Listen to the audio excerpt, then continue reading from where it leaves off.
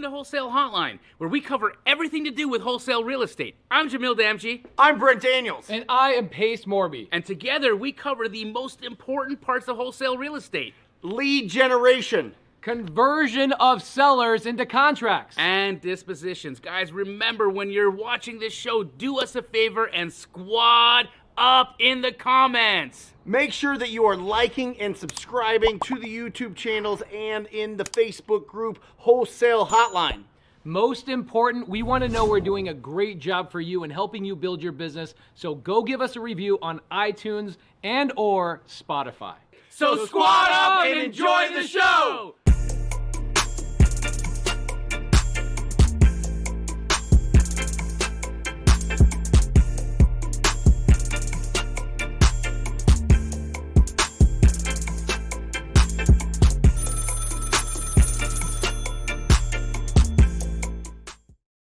Welcome to Wholesale Hotline 125, starring yours truly, Pace Morby. And unfortunately, guys, Brent Daniels is no longer with us on Wholesale Hotline. He has left with the recession.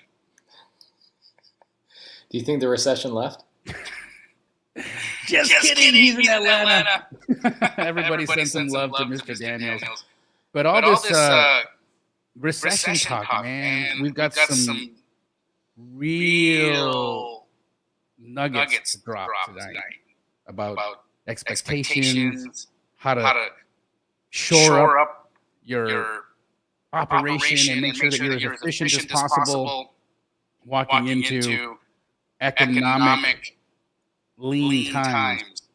How do we excel? How you doing, Pace? I'm doing great, brother. I'm in Utah. I'm in Pleasant Grove, Utah, where I grew up, spending a lot of time watching how this whole entire city has changed dramatically. And watching everybody can hear my echo. I don't know what's going on in my shit. You can't hear your echo, or you can? I can hear it. I don't know why. Ooh. It says Jamil's echoing so bad. Well, I can't hear your echo. So here's what I'll do. You click around. Maybe what you do is you take your headset off. Take your headset off and change it on your computer so that your output comes through your computer rather than. Can I have an echo still? Yep. I don't know. It's you. It's not me, but I love you. Am I echoing, guys? Pace is Pace echoing? How's that? Still bad. They say you're bad. Anyway, let me get started. You fool around with that for just a little bit. Happy 4th of July, everybody. As you guys can tell, I'm wearing a cowboy shirt, red, white, and blue. My wife's all decked out in cowboy and cowgirl stuff. My daughters are decked out. We're having a barbecue today, so hopefully you guys are all having a barbecue as well, hanging out, enjoying your family. There's about 4 holidays a year that I actually get to take a few minutes and enjoy myself, get a couple of hours to myself where nobody's clawing at me, asking for my attention, coming after me for a deal or whatnot. And I actually have been enjoying myself here in Utah. It's been absolutely amazing. So today we're going to talk about recession. We're going to talk about what we're doing different. Now, it's 4th of July. My wife and kids are actually up the road at a barbecue, and Jamil and I chose to spend an hour and a half hanging out with you guys because 4th of July is all about independence. And we're all about financial independence, wholesaling real estate, getting into real estate is not even an opinion. You still testing out your echo? Yeah, I'm still working on it. They say you're good. They say, Crystal Brooks says he's good. Sound good, guys? I still hear an echo. If you still hear the echo, I guarantee you that they can still hear the echo. Yep, they say you're echoing.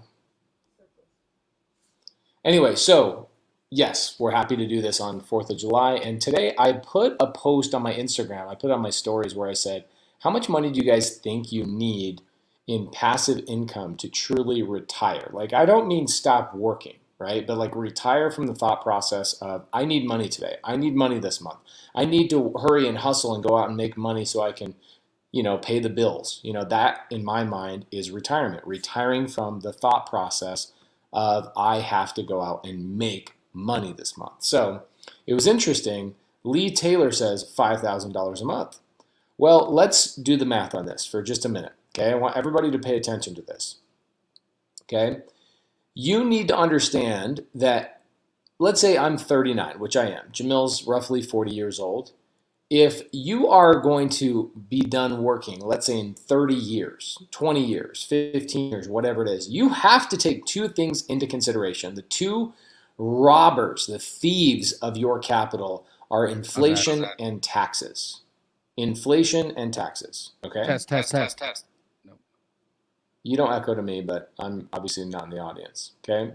Inflation and taxes. So Christian Hernandez says, I need $25,000 a month minimum. Okay, well, let's talk about this. In 30 years from now, actually 25 years, in 25 years from now, your $25,000 will be worth $12,000 in today's money. Okay, so you need to take into consideration that. So really what you're telling me is in today's money, you need $12,000 because in the future, in 25 years, you have to make $25,000 a month to afford the same things you can afford at $12,000 a month, this year, okay? Then you have to take into consideration, the other thing that's humongous, is you have to take into consideration that you will be taxed, okay, at nearly 40 to 45%, okay? 40 to 45%. So let's say I go out and I make $25,000 a month, okay? So Peter says, damn, I never thought of that, right? So in taxable income, let's say I bring in $25,000. Well, guys, you got to take 45% of that out of the gate right away. 45 freaking percent. So let's look at that. $25,000 multiplied by 0.45. That means you're going to pay $11,250, okay, in taxes, and you're going to have $13,000 left over. Now, again, $13,000 in future money is $6,000 in today's money. So really what you're saying is that you need $6,000 a month to live. Does that make sense? $6,000 a month to live. So if you tell me $25,000, you're really going to be living on $6,000 a month take home in today's currency. So you guys have to think about this, okay? Think about this, right? Now, I look at 401ks and IRAs, and personally, I think that they're a waste of time. That's me personally, because I look at where else can you put your money. It doesn't compound significantly. It doesn't really grow. And guys, $1 million in retirement in 25 years from now, if you get $1 million in your retirement, that's $500,000 in today's money. $500,000 doesn't even buy a house. How are you going to retire if you only have $1 million? You won't be able to. And so you have to take these things into consideration. So when you're talking about financial freedom, you need to know your financial freedom number, not in today's money, but in future 25-year from now money. 25-year from now money, if you want to take home $25,000 a month, which actually seems appropriate, that means you're going to have to make, all right, you're going to have to make somewhere around $100,000 a month in the future because you will be taxed at half of it, and then the other half will be eaten up by inflation. Crazy. It is absolutely crazy to think about. So you have to think differently. And when you look at if you go to like inflation calculators and you go to retirement calculators, they don't take either one of those things into consideration. Okay? So there you go. Peter Liu, he's got it. 25 years from now, money equals $100,000 minimum per month. Okay? Per month. Scary to think about. So how are we going to get there? How are we going to get to a point where we will have financial freedom? Okay? Handful of things that are very important. Number one, you guys need to actually be investing in real estate. Don't just wholesale. You cannot just wholesale. There is an amazing model that I believe a lot of very successful wholesalers follow. What it is they wholesale anywhere between 5 to 10 deals, and every time they wholesale 5 to 10 deals, they actually acquire a piece of real estate. Because here's what will happen. The only thing that will actually grow with and according to inflation is real estate. Okay? So what's amazing is that rent rates will also grow. So if you guys in the future are only wholesaling in 25 years, okay? If you are only wholesaling in 25 years, here's what's going to happen. You will have to make $100,000 in after expenses come to you, a check you write to yourself every month for $100,000. Then half of it's going to be eaten up by taxes, and then the other half will be essentially lost in purchasing power over those 25 years. You'd have to make $100,000 to take home and spend in today's money $25,000. However, with rent rates and appreciation on properties, that is a guaranteed way, an absolute guaranteed way for you to gain financial freedom. Okay, so Marisol says that's a great strategy. Wholesale 5 to 10 deals and then buy one deal. Now, it starts compounding. It starts getting a little bit more over time. Okay. Derek Barton. Derek Barton. Here's a perfect example. He says, Myron, let's talk multifamily this week. I think Derek is referencing a post that Myron and Carolyn out of DFW made today on their Instagram, where I am partnering with them and buying multifamily on seller finance. Pretty amazing. So while they're wholesaling and doing a couple of wholesale deals every month, we then go and acquire a multifamily deal or a couple of single family deals that we turn into Airbnbs. Okay. It is a very, very smart strategy. Okay. Whole Life is very good. Jonathan Newsom says IBC with Whole Life. Absolutely. I utilize Whole Life as well. It's a great strategy. And if you guys want to learn about Whole Life, maybe we'll bring on a Whole Life expert here on Wholesale Hotline one of these days. What is the tax rate now that wholesalers have to pay? Guys, the tax rate is always based on your income level. Okay. So if you look at this, wholesale doesn't pay any more than anybody else. It's all based on income. So let's look at something. We'll do a little bit of math. Okay, you guys don't know this. Go, dog. You back? No, I'm still echoing really bad. Oh, you're good. Don't worry about it. Jamil's trying to bail me out, guys. He's being a sweetheart because he doesn't have his Bobby today. He doesn't have his Bobby today. Okay, and it's really hard. I have Bobby right here. Oh, is Bobby fixing it? Well, he's trying to. He broke it. Oh, Bobby, you screwed it all up, Bobby. Oh my gosh, Bobby. All right, so let's do a little screen share, okay? And let's talk about what does this actually mean for us? Oh, they don't want me to screen share. Google Chrome, guys, oh my gosh, doesn't want me to screen share. But let's do this, okay? What is the tax rate if I make $500,000 a year? Federal income tax. What's the federal income tax if I make $500,000 a year? Pull it up. Let's pull it up. Let's have a conversation here because we're all talking about financial freedom. Today is all about our Independence Day, right? Our independence of worrying about finances. Okay, dude, you and Jamil are committed. Happy 4th, absolutely. All right, Lynn Monet says 45% question mark. Well, let's not get a question mark. I do love Lynn. But let's not have a question mark here. What is the actual tax rate, federal income tax? Definitely not 28%. It's definitely not 28%. It should be much higher than that. Okay, I'll pull it up, but I can't do a screen share, guys. Federal income tax, $500,000. Okay. How much taxes do you have to pay on $500,000? All right. Wow. Crazy. Income tax calculator in California on talent.com. That is scary. Ooh-wee. All right, it says 43%. All right, 43%, guys. 43%. Close to 40 with your state tax. Okay, with your state tax, you're going to be at 43%. That's scary. Okay. So it doesn't matter who you are as a wholesaler or a fix and flipper or even as an entrepreneur who has rental property, Airbnb income, your income is your income. You will pay taxes based on income if you don't have tax write-offs. Doesn't matter. Federal is the exact same across the board, nationwide.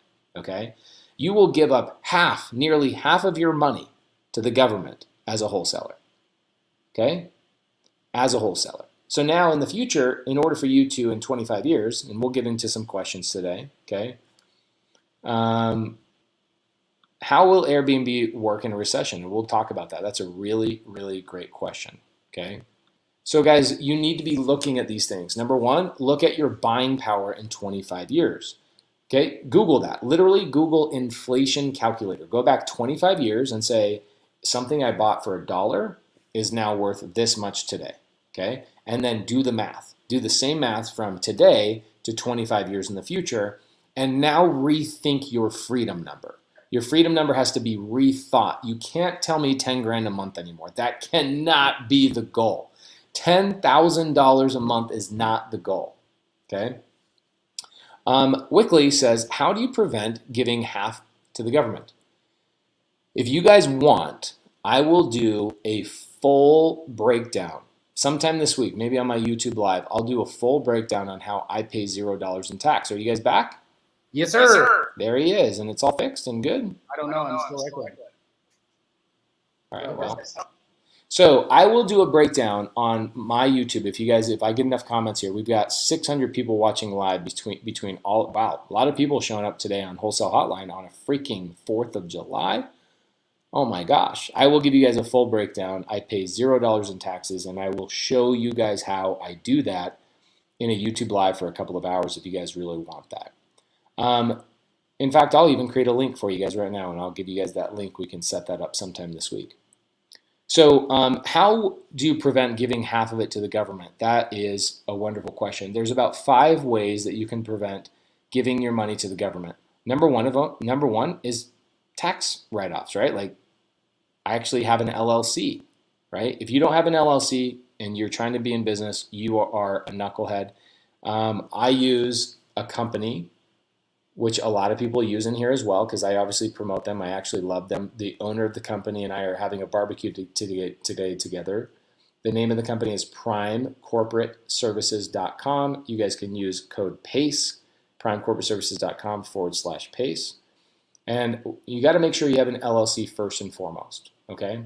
Secondly, you can use depreciation. A lot of people hear the word depreciation, they get confused by that. Are you back? I think so. Oh, it's No, StreamYard. Yeah, it's got to be StreamYard. My StreamYard? There's no other. There's no other thing. All right, no problem. Let's try joining from your phone. Jamil, you don't need to be in here today. I can, The regular link, not the back. Sure. Sorry, guys. We're going to turn this into a whole figure out echo thing for half the show. Thank you guys for sticking with us. Appreciate it. It shows you how committed Jamil is, though, right? That's pretty intense. Pretty awesome. All right. Here we go. Here's your link there, Jamil. Bada bing, bum. All right. Okay, everybody. Prime Corporate Services, make sure you get an LLC. If you don't have an LLC, you're straight up knucklehead. In fact, I should tell Steve Harward to give me a code for primecorporateservices.com/knucklehead. The problem is knuckleheads typically don't know how to even spell the word knuckle. They might think it's like N-U-K-L-E, something like that. Okay, so get an LLC, make sure you have write-offs. Number 2, using real estate depreciation, and I will break that down for you guys, okay? I will break that down for you. Also, utilizing a charity, utilizing whole life insurance policies, utilizing a waterfall business trust to a family trust. This is something I've never even spoken about ever on a live or even inside my mentorship. There are ways that you can mitigate risks against taxes forever without utilizing depreciation. So we can jump into that later. Okay. Derek Barton says, what is the process of lending to yourself and assigning a contract to yourself? Okay, so a lot of people in the wholesale game don't know that I do this, but I do it a lot. I will acquire, there's 2 companies, okay? This is my fix and flip business and this is my acquisition business. My acquisition business is direct mailing, cold calling, whatever it may be to a seller directly. And we're getting a contract in that LLC, okay? Because I want to pay myself before I go and fix and flip, I don't want to wait for me to fix and flip the property over here to get paid. What I do is I pay myself an assignment fee here when I sell it to my LLC here. So because I'm borrowing all my money, I borrow literally every penny when I fix and flip. The purchase of the property, the construction, and even the assignment fee upfront to myself. Let's say I get a contract here for $200,000 and I want to assign it to a buyer for $220,000. Well, in this situation, I also am the buyer. So what I do is company A, my acquisition business, assigns over here to my fix and flip business $220,000. This business goes and borrows $220,000 to buy the property, and $20,000 of it is the profit for the acquisition business. Now, why do I do that? Well, guys, I have employees. I have marketing expenses. I want to make sure that my acquisition business is constantly full of cash because that's its job, is to just find contracts, okay? This business over here, because I borrow all my money from private money lenders and hard money lenders and off my line of credit from Prime Corporate Services and also off of my credit cards, etc. What do I care if I sign the deal to myself for $20,000? I don't care, okay? I don't care. What's great is it keeps my acquisition business over here flush with cash, and because my fix and flip business bought the deal, we go off and fix and flip it in a different LLC because we have different liabilities per LLC. So hopefully that makes sense for you, Derek, and why I do that. What we found is that our acquisition business would find a deal, we would assign it to our fix and flip business because there's risks involved in both businesses. Are you there? I think so. No echo? No echo? No, I don't hear it. It might be. I'm gonna. You can take. I think Jamil and Bobby are punking me today. I think I'm being punked. Okay? I think I'm being punked. They're all saying echo. All right, so that's what I do. When I buy a deal in my acquisition business, I assign it to my wholesale or to my fix and flip business. It's the same thing with my Airbnb business. I buy a deal, a sub-2, a seller finance, or a cash deal. I buy it in my acquisition business, the business that communicates with sellers directly, and then I assign it to whatever entity is going to actually hold that that house. Pace, give me one. Am I being punked?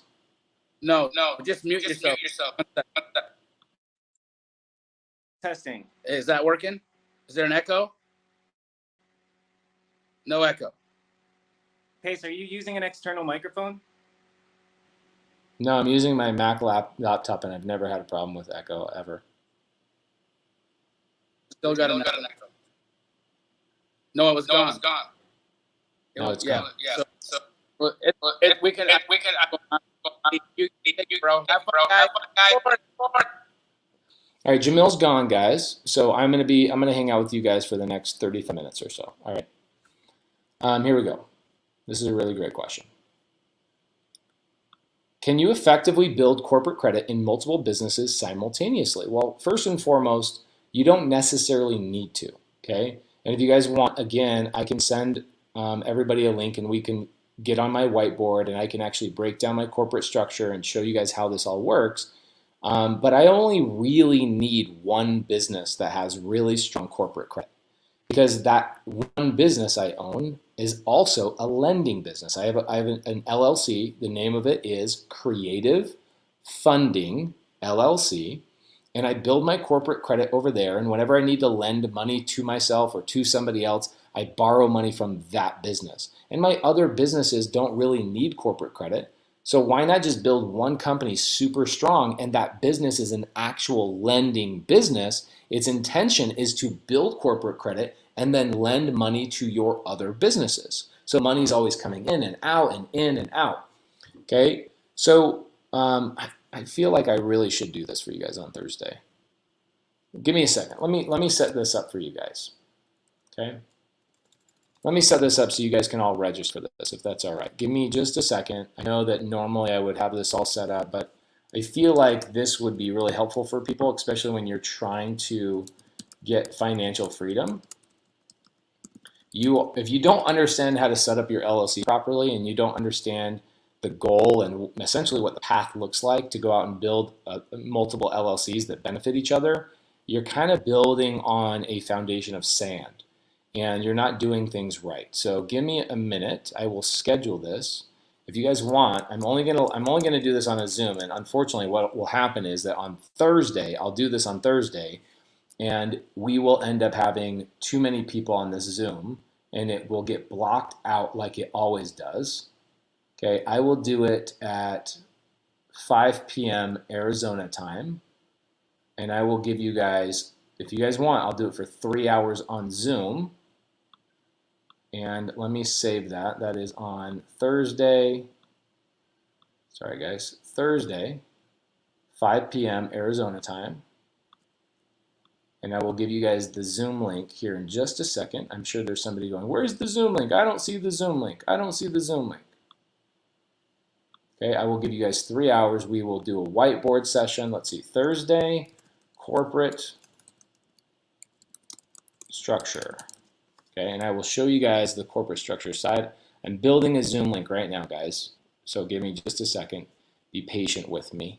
I promise you I'm going to give you guys value, because I feel like this is something that's really important. We've never really spoken about how to set up LLCs properly in order for you guys to wholesale without any sort of issues. Okay, here we go.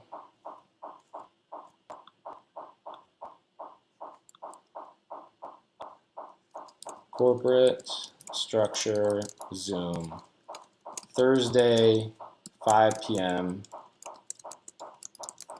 Arizona time. Okay, and I will show you guys how I have all my LLCs set up, and I will whiteboard and actually show you guys bank accounts. I think we have a couple $1 million in our bank accounts, and I'll even show those to you. I have no problem showing those things to you, giving you guys an inside look at what it looks like to have real transparency in a real business. These are things I wish somebody else gave me when I first started in business, is real clarity, real transparency, and a really, really clear path. Okay? So here you go. I'm putting in the side chat right now. So please, guys, copy and paste this. And when somebody says, I don't see it, please make sure you guys share it with them. Here's what happens. I have a Zoom account that only allows for 1,000 people. The last time I did a Zoom, it freaking went crazy. I couldn't even get people into the Zoom. Okay, so please take that, save that, put it on your gosh damn calendar, and do not DM me and say, what's the link again? The link is right there in the content. I don't want to be a link. I don't want to be a link master. I swear to you guys, I spend most of my life just trying to get people to understand how to click on a damn link. So please do me the favor and don't make me work my ass off so hard about links. Here I am trying to buy multifamily and build my wealth, and I'm spending like 2% of my life managing people's inability to click on links. So please do not do that to me. Please, I pray you, save the link.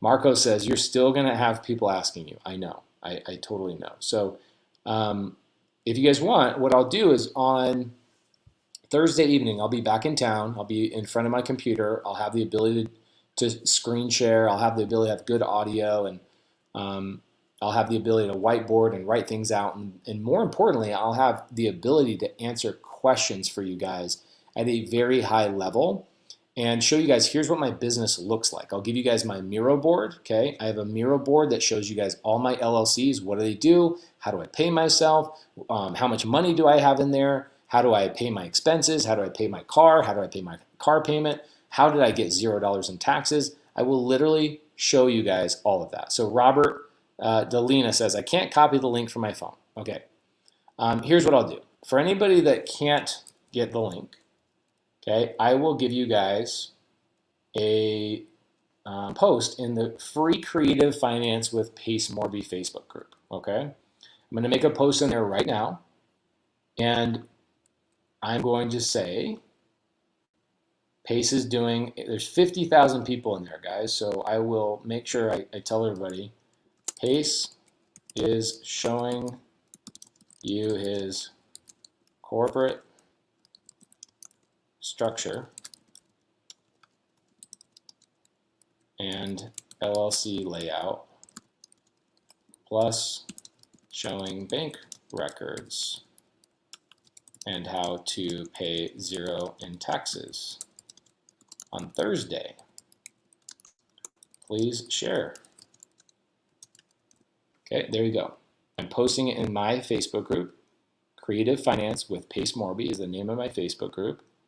And if you cannot, okay, if you cannot click on it right now because of Wholesale Hotline, then please go into the Creative Finance with Pace Morby Facebook group and click on the link, okay? Ingrid says, you knuckleheads, you can come back to this recording after the posting of the link. Okay, so here's what's gonna happen. You guys are gonna build your businesses. This is what I see happen all the time. You're gonna build your business in the pursuit of getting financial freedom, and you will build your LLCs wrong. You'll go to YouTube and you'll learn how to start your own LLC for like $17. And then you'll come back and go, crap, I did it wrong. I did it in the wrong state. I didn't do it with anonymity. Anonymity in wholesaling is so critically important, is because when you're out there cold calling sellers, texting sellers, doing all of those types of things, you don't want the seller to know who you are, because there are sellers out there that will threaten lawsuits for you calling them. You want to have the confidence to know that when a seller says, I'm going to sue you or I'm going to do this, it's like, okay, well, you don't know who I am and what I do and why I do it. You don't know my, anything about me. And even if they had your LLC name, they should not know what your name is. They should not know what your actual address is, where you live, how to send a lawsuit to you for cold calling them on the do not call list, what have you.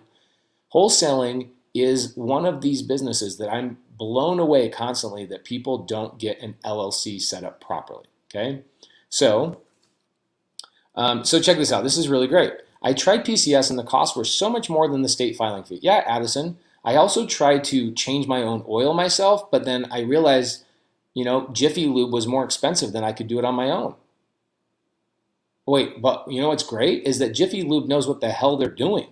And I go to them, I spend my money, and I hire a professional to do the job I should not be doing myself. The thought process of, I'm going to go do it myself, guys, oh my gosh, you cook for yourself, you clean for yourself, okay, great. I understand those things. That's inside your own house. But in your own business, you shouldn't be guessing on legal things that protect you and give you anonymity, especially in wholesaling. So when people go, oh man, I could do it on my own state. And then here's what happens. 2 years later, they get a lawsuit. Actually, here's a great one. There you go. Yatong, Justin, I found out the importance of anonymity the hard way. I remember Yatong, I told her for 2 years. Guys, do not do this stuff yourself. And she's a smart person. She's a software programmer. You think she's dumb? No, she's incredibly intelligent. She set up her LLC the wrong way. Okay, she set up her LLC the wrong way. Okay, and they had to go back and now they're amending and fixing it. So what do you think is actually more expensive? So I'll show you guys very briefly on Thursday how to set up an LLC properly, and then I'll actually show you my corporate structure, and I'll show you guys how I mitigate taxes. And these things seem boring, but once you start making money, actually, this might be the most profound thing I could actually tell you. Okay, here's one of the things I could tell you. If you don't understand how business, LLCs, taxes work, you will never make the money for that to even matter. Let me say that again. If you don't know how LLCs, corporate structures, and how money flows into your businesses and how to build an actual business properly, you will never make enough money for it to even matter. You'll be somebody that's stuck at making $10,000, $15,000 a month, thinking that that's a good amount of money until you make that money and you realize that money is not a lot of money. Then you'll sit here and go, what is wrong? Well, it's because you have your corporate structure set up wrong. You don't understand business at a high level. There you go. Lynn Monet says, yep, I screwed up on that. on my first LLC as well. It's going to cost me big to quote unquote fix it. But you know what?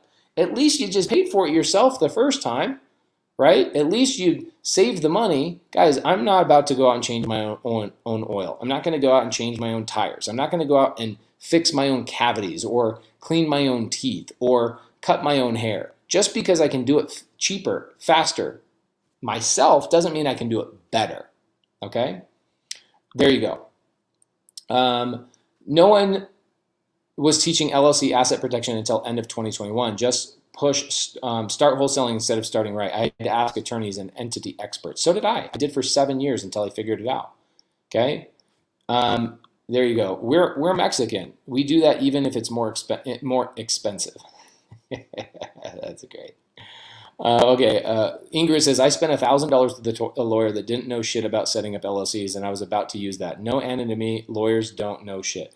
Guys, I'm telling you, this is one of the things that I could go toe-to-toe with an actual attorney on LLC structures. In fact, I've sat down with CPAs and all that kind of stuff. So if you're trying to get to a financial freedom point in your business, having a proper LLC structure, where your bank account is set up, how to use it properly, how to build corporate credit is so absolutely freaking powerful. It's hard to describe. So Thursday, for those of you guys that just joined, I'm going to do a live because you guys blew it up in the comments.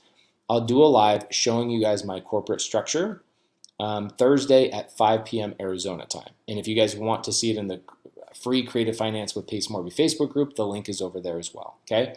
I've got about 23 minutes hanging with you guys. So let's go through and see if there's any questions. Okay.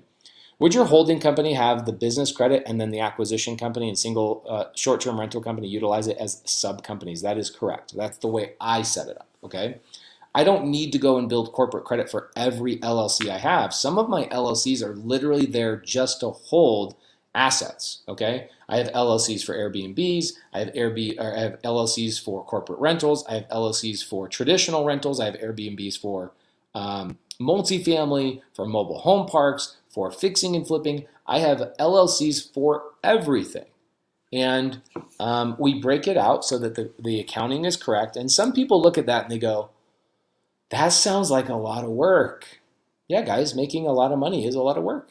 It is a lot of work. I'm sorry to tell you this, but it is a lot of work. And you have to know how to mitigate as much work as possible. And the worst part is waking up 2-3 years later and finding out that all the work and energy you put into what you thought was a good business, going back and going, now I have to restart over, or I screwed up, or I got to fix this, or I got to do whatever. Just do it right the first time and move on. If your net worth is contingent upon the solutions to problems that you are providing and the level of the problems you're dealing with, your corporate structure should have been solved in the first week of your business and you never revisit it. Okay, you just set it and forget it. Okay, there you go. Jackie Cott says, this is my business and I feel that structure is as important as the first sale. I agree. I think that there's something mental that comes around. I don't think, I know. When I talk to people that have never done a deal before, I would say 90% of the time the people have never done a deal before also don't have an LLC. They don't have a company name and they don't have a bank account. So how serious are they about actually building a business when they haven't even told the state in which they're operating in that they have a business with a business name? And if you're telling the universe, and if The Secret is a true book, are you not basically telling the universe you don't want to get paid if you don't even have a bank account with your company's name on it? That's literally what you're telling the universe. Like, hey, I'm good, right? I'm good. Michael says, hey, I called PCS, definitely worth it. So again, if you guys are looking to get an LLC set up, this is who we use. A lot of people in the side chat are using them as well. Prime Corporate Services.com/PACE. Definitely worth it. Got on PCS, built correctly now. Wouldn't do it ever again with anyone else. Perfect. So there you guys go. All right. I'm stuck at the station. Okay, got it. Jasper, a non-sub 2, non-astro flipping student, came on a live with me a couple weeks ago, and I introduced him to Tevin Moxham. And he says, working with Tevin has been amazing. Thank you for the introduction. That is absolutely 100% my job. I am happy to do that. Okay. Okay, this is a great question, and I will answer this in depth on Thursday's live. So guys, here's again, the live link for the Thursday live. Do I have a separate LLC for every property that I own? No, I do not. I typically will pool about 10 properties per LLC because I think that it's crazy to have one LLC per property. It's absolutely ludicrous, and there's no logical reason you should ever do that. However, you also shouldn't put them all in one property. Typically what I do is I have little, like 4 or 5, I think I have 5 rental property LLCs where they have anywhere between 15 to 30 properties per LLC, okay? I also have multiple LLCs for my Airbnbs. I think they both have 15. And then I have corporate rental, I have multifamily, etc. It's okay to bundle them together, but it comes down to your individual risk tolerance. So let's talk about risk tolerance. If you own property, if you own business, if you have money, guess what else you have? You have a target on your back. You have people that are like, oh, Pace has money. Let me sue him for, let's see, what was the last time I got sued? It's been a long time. Typically, the lawsuits that you get into as a real estate professional are the two main lawsuits you get into is the first one, you create the lawsuit. You are suing the seller when the seller refuses to finalize a transaction that they've been in contract with you on. And that is called specific performance claim, meaning the seller did not abide by their part of the contract, and because of them, there was specific performance that I planned on this property actually performing for me that I lost out on because the seller did not fulfill their obligation to our contract.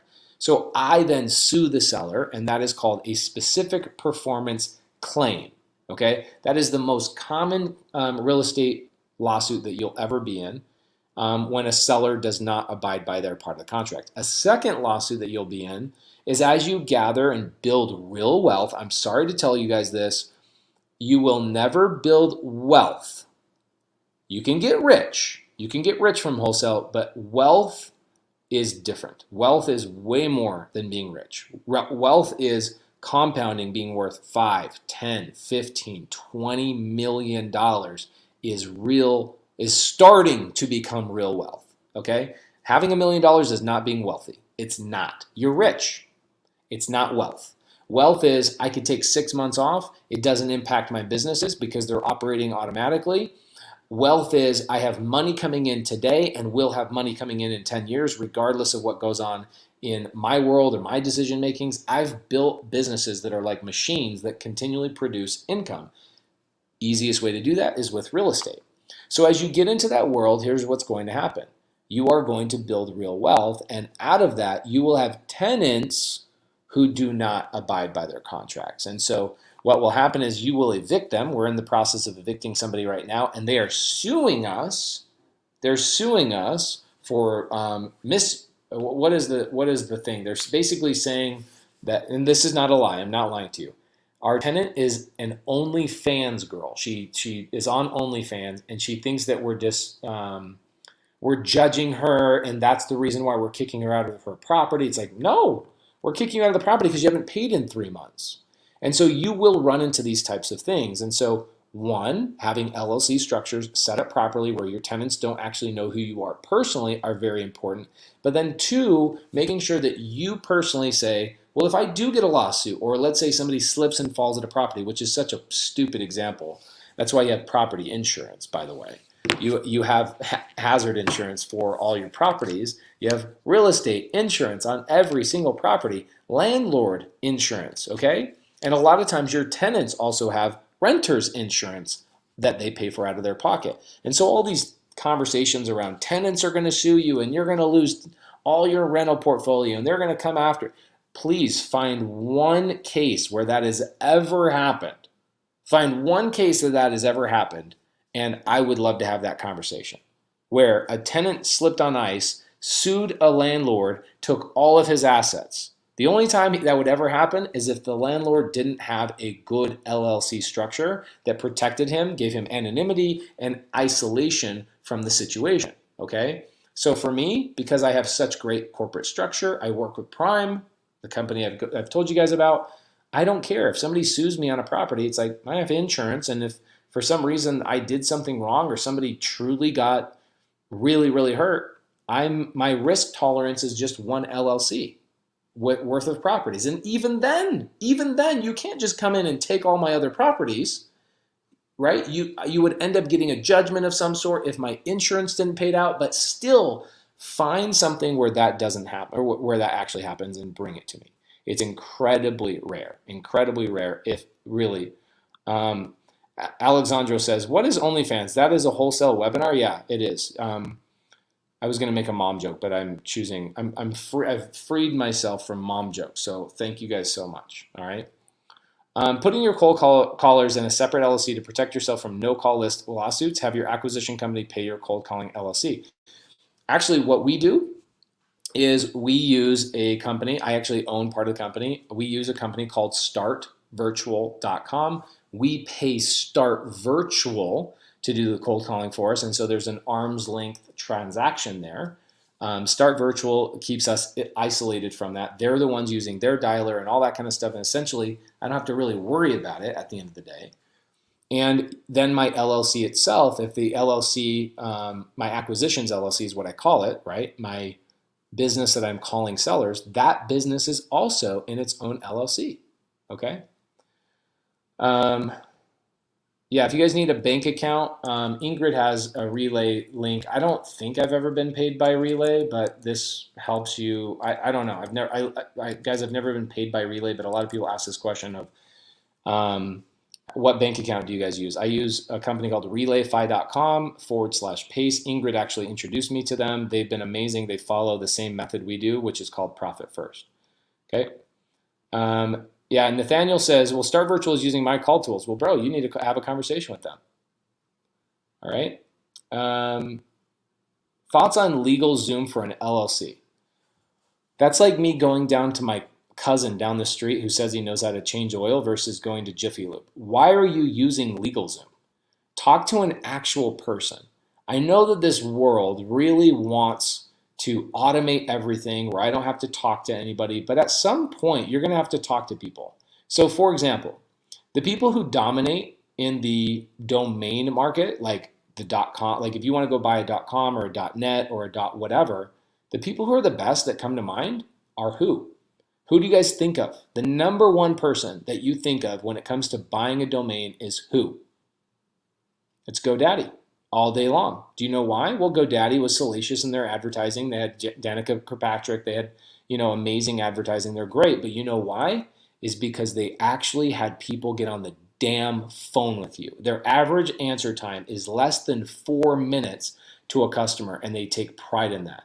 We, as humans, crave connectivity. So for me, why would I use LegalZoom? I want to call somebody and go, hey, I know that there's 1,000 operating agreements, there's 1,000 partnership agreements, there's 1,000 JV agreements that I could just download off some nameless website or even LegalZoom.com, but how do I know it's catered to my business, my state, my income level, my partnership arrangement with my partner? LegalZoom isn't doing any of that. And so for me, when it comes down to setting up the foundation of my business, I'm not going to go call my Uncle Ricky down the road and say, hey, Uncle, I heard you know a thing or two about pouring concrete. And he says, well, yeah, actually, I only pour concrete for people who have sheds, but, maybe I'll try it on your 5,000 square foot house. Let's see how it goes. That's my thoughts on LegalZoom or any other business where you can't just get on the phone with somebody to answer a question. And I don't know about you guys, but if I have a question, I want an answer right now. That's my personal thing. And so I tend to go with people who have a greater user experience. It's the difference between walking into a restaurant, let's say McDonald's. Dude, this actually happened yesterday. So I'm at McDonald's. My daughter's thirsty. McDonald's has an amazing thing where their water filtration is so good. And so when she wants a drink, it's like, oh, it's $1, right? So you go through the drive-thru, you get a drink of water. My wife will get sometimes a Dr. Pepper, or sometimes I'll get a Diet Coke or whatever. So and I'm asking the guy at the counter, like, hey man, how's your day? Literally doesn't even say a word, just goes, I'm like, all right, man, well, you're here, man, you're making money. And I'm like trying to cheer up the guy who works at McDonald's. Like, what are we doing here? How am I trying to cheer you up? I'm the customer. But that's unfair. And so when you go to McDonald's, you're going to get one user experience. When you go to a fancy restaurant, you guys all know your fancy restaurant in your local town. You go to Nobu, Like Nobu, I would say, is one of the best user experiences. You walk in, they like put their hand on your shoulder, show you to your table. They're calling you sir and madam and all that kind of stuff. And it's a great environment, but the food is top notch, the service is top notch. And if for some reason their service is overwhelmed, they acknowledge it and they come back to you and go, hey, we're going to comp these things for you because we were a little bit late. It's like, man, you were here 30 seconds ago. What do you mean?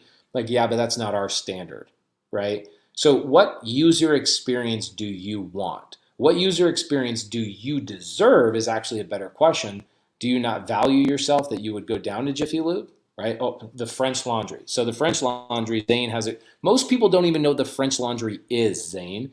But the French Laundry is a 3 Michelin star rated restaurant. My wife and I went there for our honeymoon. It was at the time the most expensive meal I've ever had. It was roughly $2,000 for 2 people.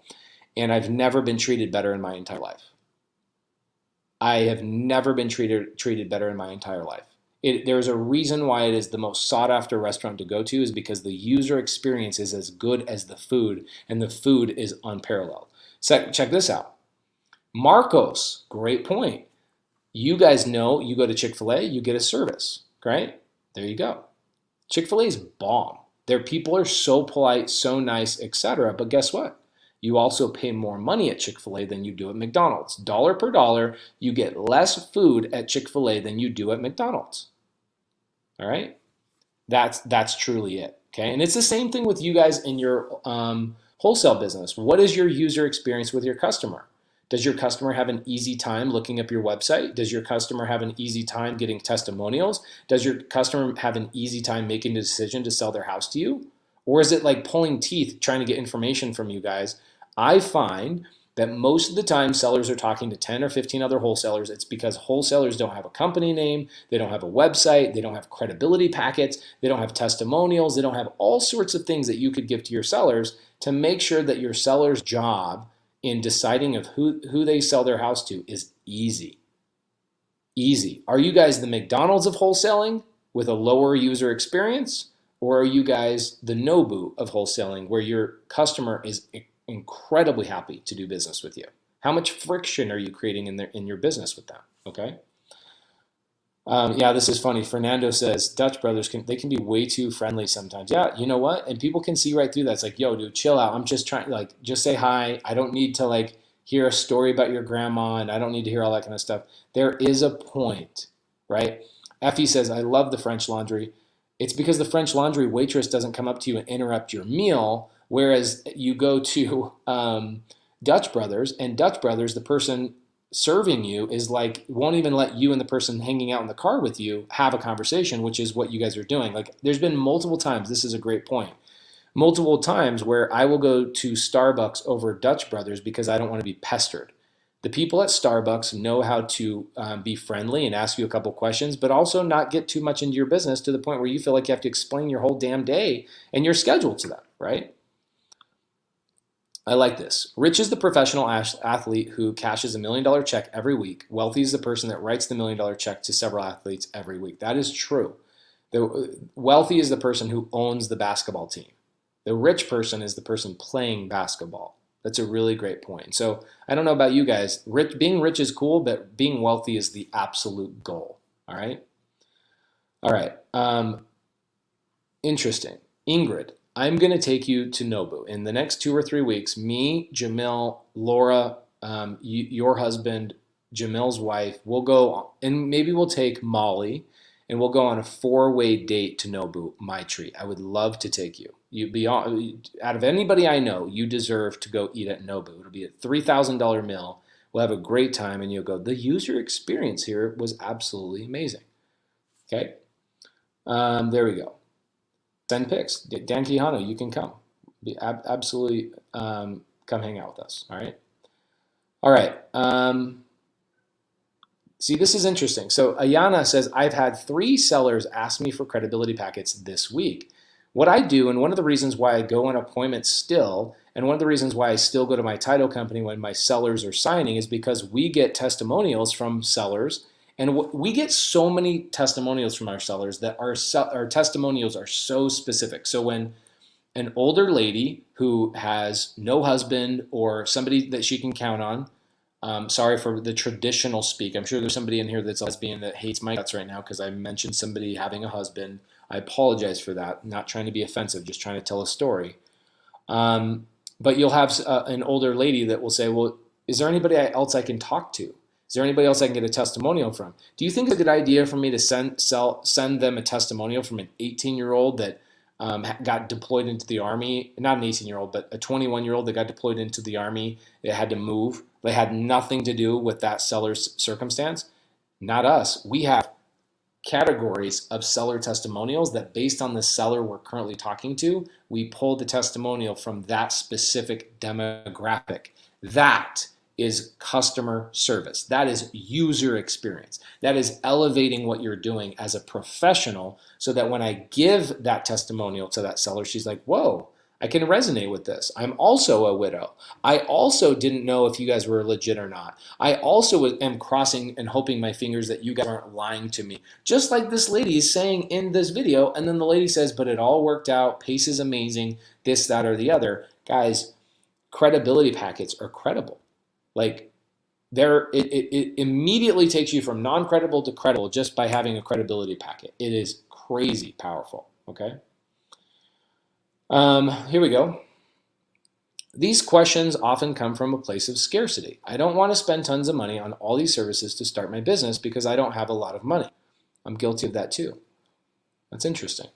Yeah, I like that. I think that's an important thing. I think a lot of people have limiting beliefs of like, I'll ever be successful. And so what they do is they don't even take the first step. What they do is they consume the content. So instead of going and getting an LLC and building a business, what they do is they go, well, I don't know what I'm doing. Okay, well, how else do you know what you're doing until you jump in the water? How do you learn how to swim unless you jump in the damn water? It's the only way. Okay, Jeff Campbell, you guys want to see? Oh, gosh dang it. Hold on a second. This will be great. I don't want to end this. So guys, hold on a second. I don't want to end this. I'm going to add Jamil to the stream for a second, and I will be right back. I'll show you what a credibility packet looks like. Give me 30 seconds. I'll be right back, okay?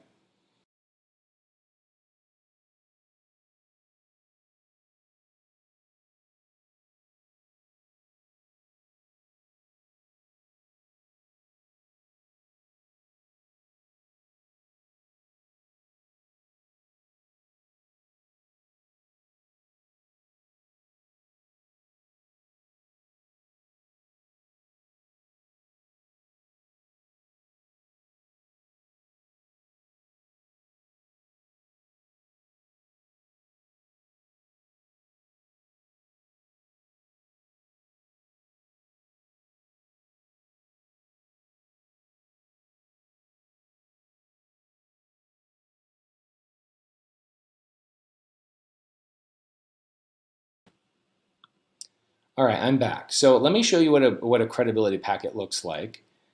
This is something that I provide to all my students because again, like if you're going to go and get a mentorship, right, and you're going to go utilize or learn from a mentor, I think that you should probably hire or pay for a credible mentor that you could get credible, right? A credible mentor that can also give you a credibility packet, okay?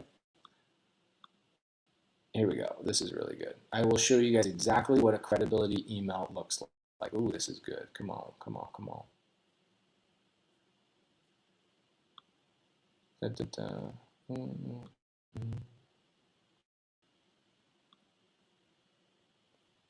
All right, perfect. This is it.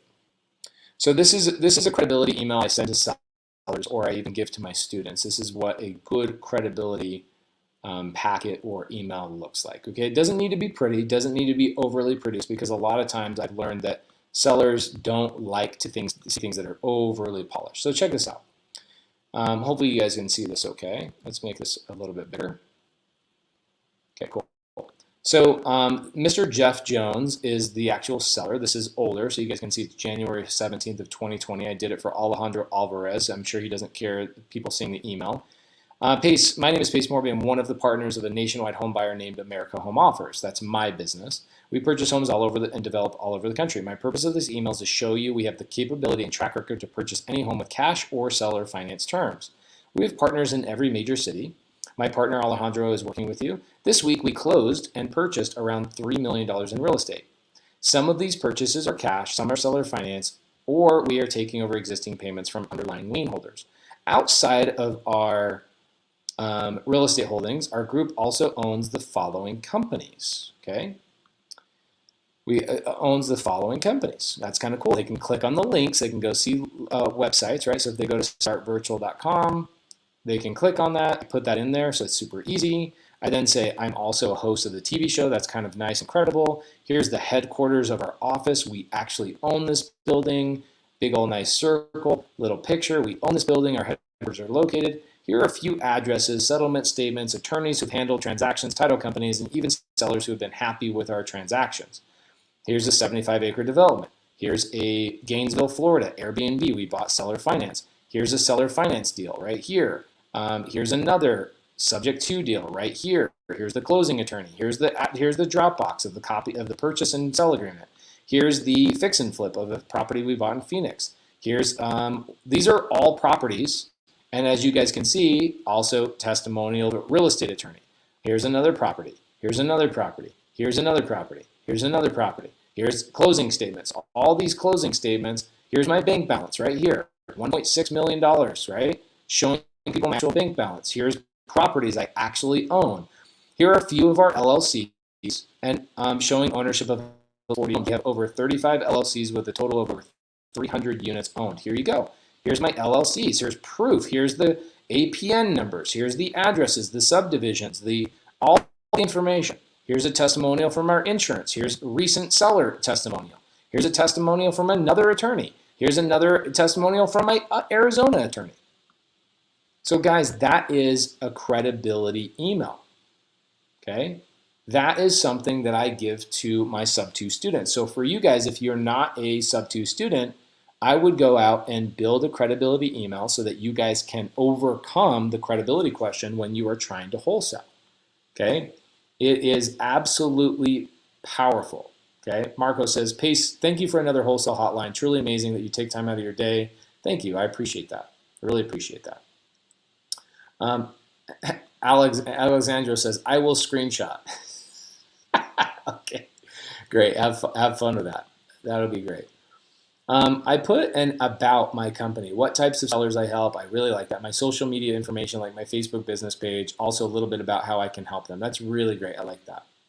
I worked like a dog and saved over $250,000 to gladly give it to a top lawyer to, oh, there we go. You guys were talking about some other stuff in the side chat. Perfect, there you go. So Joe Figueroa, thanks for the great information on the credibility packet. Absolutely. Anyway, so here's what I'll do, guys. We had a lot of people come in on Thursday night, 5 p.m. We will have you guys come into the corporate structure Zoom. I'll give you probably 3 hours where I'll actually have my computer, my whiteboard, and I'll teach you guys a handful of things of what my LLC looks like. Now, for my Sub-2 students, I've done this for a total of like 6 Zooms, deep dive, really, really good information. But I'll do it for you guys in the open public on a Zoom, and then I'll post it on YouTube later. And I'll show you guys, how do I pay myself? How do I pay my bills? How do I pay my car payments? How do I write off all, so much? And how do I use depreciation? What properties have I recently purchased? Why am I deciding to hold them in certain LLCs? We will do that for you guys on Thursday night, 5 p.m., corporate structure Zoom. Please make sure you guys hang out there. The links are there. Or if you guys showed up late, which a lot of people do, the links are also in the Creative Finance with Pace Morby Facebook group. So because Jamil and Brent are not here and we've got barbecue time, I've got guests right up the road, I'm going to cut this 25 minutes short. I hope you guys had a great day. You guys got some value, okay? Thank you so much, guys. Wholesale Hotline, we love you guys, and we're out.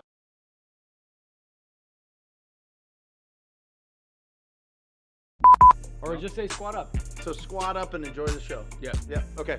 1, 2, 3. So squat up and enjoy the show.